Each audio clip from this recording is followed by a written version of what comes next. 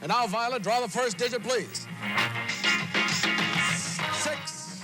And the second digit. 6. And now the third digit. 6. And there you have it. Today's Pennsylvania Lottery Daily number. That's 666. If you've got it, come and get it. If not, better luck tomorrow. The daily number was a lottery draw that took place every evening at 7 o'clock on WTAE Channel 4 in Pittsburgh, Pennsylvania. Back in 1980, it was hosted by this man. Your host, Nick Perry. He was a pretty beloved TV host in Pennsylvania, presenting a bunch of game shows, including Polka Party and Bowling for Dollars. With over 30 years of TV and radio experience behind him, Perry was a pretty big and trusted name. However, all of that was about to go out of the window when the star was accused of masterminding one of the biggest scandals in state lottery history. First, let's look at how the lottery draw worked. 3 air-powered machines were wheeled out onto the stage, each filled with ping-pong balls numbered 0 to 9. A randomly selected member of the public would remove the caps from each machine one by one, which caused one of the 9 balls to be sucked up into the chute. The 3 selected balls would be the winning numbers. For the draw to work fairly, each ball had to be weighted evenly, a fact that Nick Perry planned to exploit to make some cold hard cash. How would you like to make $100,000? Perry allegedly asked co-worker Joseph Bock. Bock responded, "Who do I have to kill?" Nick's plan was simple. He was going to tamper with the balls. Each night, the machines were locked away in a storage room secured with 2 keys, one held by Perry and the other held by the state's lottery officials. The first step of Nick's scheme was to befriend Edward Plevel, the lottery security officer who had the other key. Perry approached Plevel with the idea of rigging the draw, who apparently jumped at the idea. His plan was to weight down a selection of the balls, preventing them from being sucked up into the chute. This would drastically reduce the possible outcome of the draw, allowing them to purchase a large number of winning tickets to cash in on. To create the counterfeit balls, Perry turned to the station's former art director, Joseph Bock.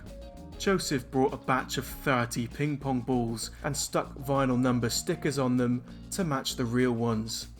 He then weighted down a selection of them by injecting a tiny amount of white latex paint using a syringe. The only balls not weighted were numbered 4 and 6, guaranteeing that the next game would draw a combination of those 2 numbers, 8 possible combinations in total. All that remained was to purchase tickets using these combinations. For this, Perry enlisted the help of childhood friends, Peter and Jack Marigus.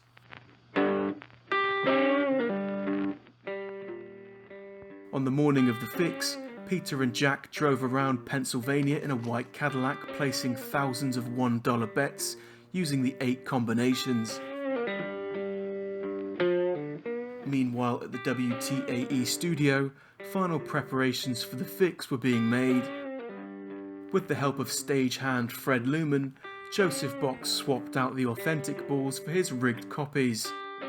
Typically, prior to the broadcast, several practice runs of the draw would be completed, but according to Violet Lowry, the Pittsburgh resident doing that night's draw, no such thing happened. At 6:55 p.m, the machines were wheeled onto the stage and the broadcast went live. Good evening, everyone. It's time for the live drawing of the daily number, Thursday, April 24th, 1980. And now, Violet, draw the first digit, please. 6. And the second digit. 6. And now the third digit. 6. And there you have it. Today's Pennsylvania Lottery Daily number. That's 666. If you've got it, come and get it. If not, better luck tomorrow. Nick's plan was successful, and one of the 8 combinations was drawn, a foreboding 666. Afterwards, the machines were wheeled back off stage, where the counterfeit balls were removed and burned by Joseph Bock, covering their tracks. Now all that needed to be done was to cash the winning tickets. The Marigus brothers had bought roughly 2,500 tickets using the combination 666. At $500 per ticket, the payout was roughly $1.2 million, a record number for the state lottery at the time. Over the next few days, the brothers began to cash them in. Unfortunately for them, they had made the mistake of placing some bets with an illegal bookmaker, whose eyebrows were unsurprisingly raised by the unusually high number of bets using the numbers 4 and 6. Tony Grosso, the owner of the bookies, suspected that the draw was rigged and tipped off local reporters, who immediately began running stories on the scandal. As rumours of the fix began circulation, anchorman Don Cannon examined the tape of the live draw, stating, "We looked at it, slowed it down frame by frame. All of the other balls were staying flat, only the 4s and 6s seemed to be buoyant." An investigation into the possible fix was opened, where it was uncovered that 2 unknown men had scoured the streets of Pennsylvania buying a suspicious number of tickets. The men were said to have made a number of calls from payphones, and the phone records traced back to Jack and Peter Marigus. The other end of those calls was to the announcer's booth at the WTAE studio, a phone that allegedly only one man had access to. The Marigus brothers agreed to testify in court in exchange for leniency. Not long after, Joseph Bock and Fred Luman did the same, and Nick Perry's scheme was blown wide open. Edward Plevel and Nick Perry both found themselves in the firing line for the crime. Joseph Bock, Fred Luman, Peter Marigus, and Jack Marigus were just a few of those who testified against them. Each recounted in painstaking detail their involvement in the scheme, and each testified that Nick Perry was the man who masterminded the whole thing. Both Perry and Plevel claimed innocence, arguing they did not have access to the machines prior to the broadcast, but those statements were contradicted by the testimony of Violet Lowry. To make matters worse, Nick failed a polygraph test, which probably didn't help win the jury over. The verdict was announced in Judge William Lipsett's courtroom after the jury deliberated for almost 7 hours. Perry was found guilty on all 9 charges, including rigging a public contest, theft by deception, and perjury. Plevel sat with his lawyer as the verdict was read. He was found guilty on 6 of the 7 charges against him.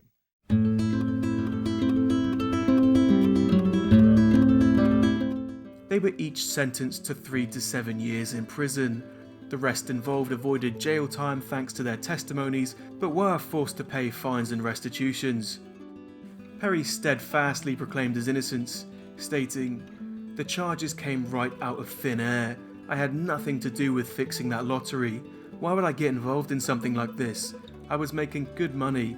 They were the best years of my life, actually. I didn't need this." Both Perry and Plevel served 2 years of their sentence before being released in 1984. Both men continued to proclaim their innocence.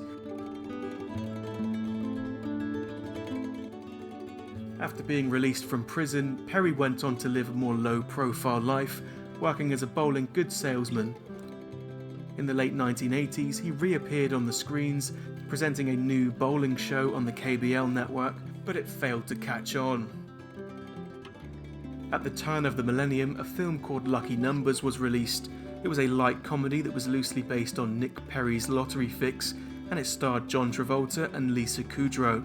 So go and check that out if you're hankering for more scandalous lottery hijinks. A few years later, in 2003, Perry would pass away of natural causes, never once admitting to his involvement in the scandal. Which concludes the story of the man who rigged the Pennsylvania lottery, or at least was charged for doing so. But what do you think?